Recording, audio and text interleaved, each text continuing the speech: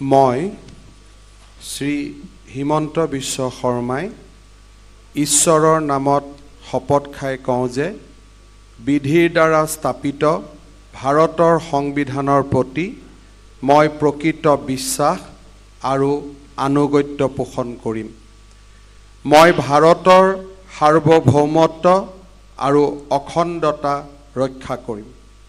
মই অসম ৰাজ্যৰ মুখ্যমন্ত্ৰী স্বৰূপে বিশ্বস্ততাৰে আৰু শুদ্ধ অন্তঃকৰণেৰে মোৰ কৰ্তব্য সম্পাদন কৰিম আৰু মই ভয় বা পক্ষপাত অনুৰাগ বা বিদ্বেষ নোহোৱাকৈ সংবিধান আৰু বিধি অনুসাৰে সকলো প্ৰকাৰ লোকৰ প্ৰতি ন্যায় আচৰণ কৰিম।